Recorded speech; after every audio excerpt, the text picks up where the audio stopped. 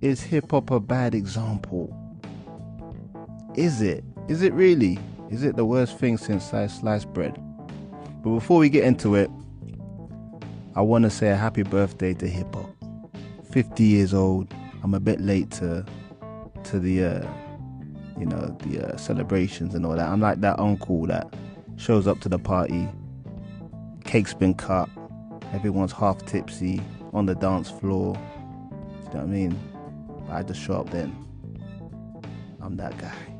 Yeah, happy birthday to hip hop. I'm a bit late to say it, but yeah, hip hop, is it a bad example? I would say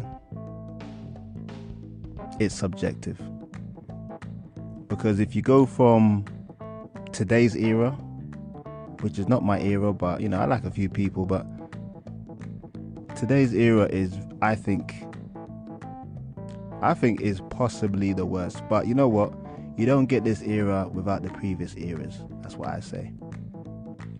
But the thing about, let's go back to the beginning anyway. Look, hip hop in the 70s was just birthed, and you had a much wider and well represented demographic of regular street rap, positive stuff, party rap. And a lot of it was party rap, to be fair. It wasn't really that deep. It wasn't that skilled. Let's keep it real. Go back and do your research if I offended someone, because that stuff in the 70s was not really rapping. That was some lullaby thing. Anyway, I digress. But you move to the 80s and it's got a bit more skilled.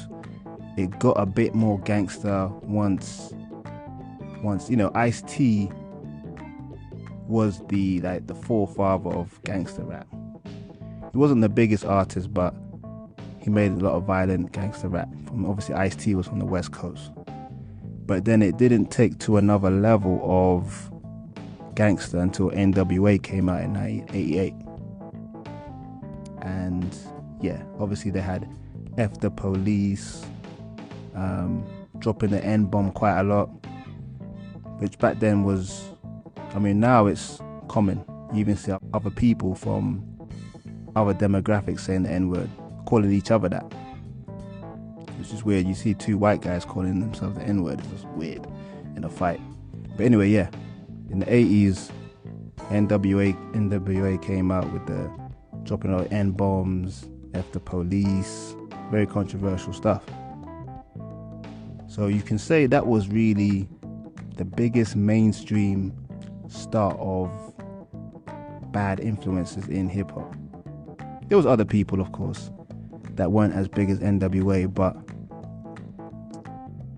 I think generally if you're talking about someone that's under the radar, they're not having so much influence. But when you're talking about a group that was, you can see the influence NWA's had, generations onwards. So they had a big impact at that time with the street violence. And when you really think about and look at that group, Eazy-E was really the only street guy in there. MC Ren was a little bit, but Dr. Dre was nothing street about him, but he was very gangster. The same with who's the other geezer? Ice Cube. These guys were good guys. They weren't like street guys selling drugs or shoot 'em ups and stuff like that. But then you move into the 90s. These are people that were influenced by NWA, and you had a lot of, not only was there West Coast gangster rap, but then the East Coast then started doing a lot of gangster rap as well. Mobb Deep. You had who else was there? You had who else was there? Just all the drug dealing rap, like Nas and Jay-Z. You still had the positive rap, like Tribe Called Quest and them, but those guys were not selling as much as the violent hip hop. So you can say old school was definitely more neutral / positive. I would say the neutral and / positive hip hop was more, I was outweighing the negative hip hop in the 80s. And then the 90s, which obviously now is still old school, but that's when the negativity started really coming strong. But there still was somewhat of a balance with, like I said, the Tribe Called Quest and, you know, Phariside and Common and guys like that. But those guys might be selling, those guys really were selling like gold, like selling 500,000 CDs, whereas the platinum guys with gangster rap and drug dealer rap, that would do, you know, you sell 1 or 2, 3, 4, 5 million back then. Like Biggie was one of the biggest rappers in, what, 94, 95. His album sold around that 4 million. No, at the time his album only sold 2 or 3, but that was big at the time. But I think the 90s is what you saw when you saw a lot more gangster rap around the board. It wasn't just West Coast, it was also East Coast. You also had a lot of misogyny rap, which is, to be fair, that is, you know, you see a lot of that now as well. Even look at the music videos with the girls twerking, and nobody's forcing these girls to do that, but is it a good example for young people these days? I think I got nieces and stuff, you know, and as much as you look at your kids and your nieces and all that, and you think, oh, they're cute, so sweet, you do think, some part of you thinks, man, at the time they hit 16, they'll be doing this silly stuff these young girls are doing on TikTok. And you hope not, you know what I mean? But you can't fight the ocean, and you know that's what young girls are doing. They're acting all crazy out there right now, and guys as well. Guys are doing some mad stuff too. But yeah, the misogyny. Young boys want to be gangster. You know, the thing about I'll say about today's era compared to my era was, you know, rappers. I'm not saying this was good, but rappers used to glorify being the drug dealer, whereas now it's so weird. It's like these rappers are glorifying being the druggie. You know what I mean? Like, you had people like DMX, we all knew he was on crack, and he never later on he used to admit that, but the reason why he kept that hidden and other rappers and R&B singers kept it secret that they were on coke or whatever, some of the hard stuff, is because it was a bad look. Nobody wanted to be seen as a druggie. Whereas these youngsters that born in the 2000s, honestly, man, they're all glorifying, I pop this Xanax and pop this and pop that. I'm just like, are you dizzy? Are you dizzy? Honestly, are you? I gotta laugh. But it's just mad the way these youngsters are actually glorifying drug use. You know, maybe I'm a bit strong in it because I'm very anti-drugs. But, you know, which to each his own at the end of the day, but to put it onto songs and glorify it for youngsters is a bit of an odd one for me. I can't quite understand it. But, you know, at the end of the day, you know, I you know, if you like to drink, if you like to smoke weed, that was the normal stuff back in the day. That was the only vices that you could say were bad influences. But nowadays it's, you know, it's the hard stuff. It's new drugs that are even more lethal.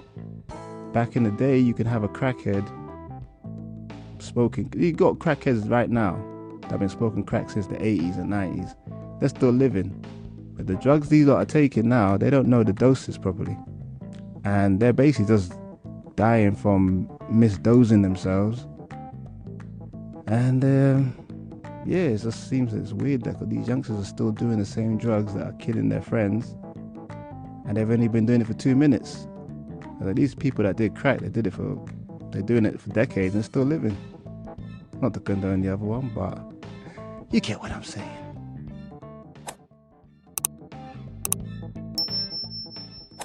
is rap the real bad example, or is it just a reflection of society? That is the question. If Shakespeare's alive, he'd say that. But yeah, because you know what? A lot of people are going through a lot of stress. And I think a lot of people are just going to drugs. And alcohol and all that other stuff, but drugs in particular because of the stresses of life. You got to remember that in hip-hop, these guys are coming from really bad, tough environments where a lot of their friends have been shot or killed, or family members are, they're just in stressful environments. They got to look after a lot of people. It must be stressful, even for a grown adult who's in their 30s and 20s and 40s. To look after people, there's a lot. So these lot at 19, 20, 21, you can imagine the stresses as well. So you can't just point it all on hip hop. Even though I don't like what I see in hip hop, where they glorify stuff, because you look at Whitney Houston, you look at Ray Charles, you look at who else was on drugs? I think Jimi Hendrix was on drugs. Rick James, a lot of people, Marvin Gaye, all these people, and other genres of music as well. Freddie Mercury, all them. These guys were on drugs, but they don't put it in their music and glorify it. That's the only thing I would say in hip hop. You can't defend people glorifying stuff when you know you've got a big fan base of impressionable fans. So that's one thing I would definitely say, that they need to stop glorifying it. Stop putting it so much in your music. You know what I mean? But you can't just point it on hip hop because, we've got movies that have gunplay and drug use. But I think with music, with hip hop, to be honest with you, especially traditionally, hip hop was all about keeping it real. You're meant to be rapping about what you're meant to be going through. I think that's the slight difference. Movies, we all know is fake. Even though we all know hip hop is fake, but there is a historic thing of hip hop being real. So it's much more,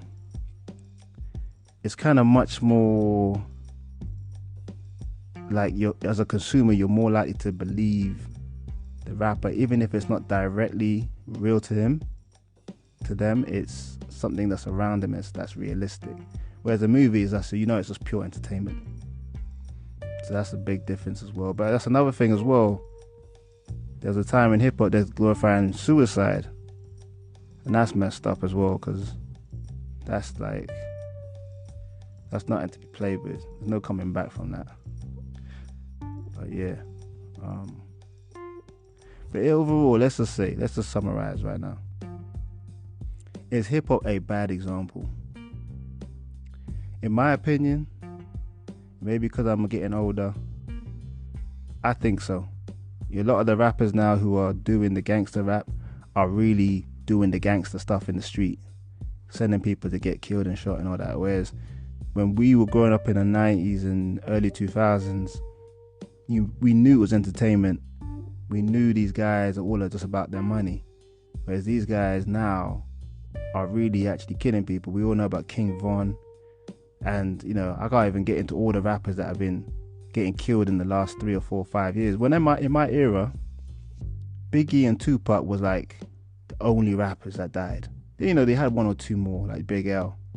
Now you probably got more rappers that died in the last 2, 3, 4 years than you had in the previous 30 years of hip hop that actually murdered. Let's not even get into the drug of those overdoses, which is just, I discussed that in my previous episode. So you go hit that up, reach out for that one. But the drug overdoses have killed people. But anyway, this episode's gone a bit longer than I thought. There's quite a lot to get into. This hip hop a bad example. Overall, I would say yeah, it is. If you give my opinion, because it is hip hop opinion. Yeah, I would say hip hop is a bad example. But just like any other genre, there's a lot of bad examples. You might have a bad example in your own family. But it's a shame to see the genre of hip hop get into such a unbalanced That's what I would say, actually. It's very unbalanced. Where's the Commons? Where's the Most Defs to show the other side of hip hop? They're not getting enough light. The J. Cole's and them. Anyway, that's my view. Leave a comment on the episode if you got your view, which I know you do. Peace and love.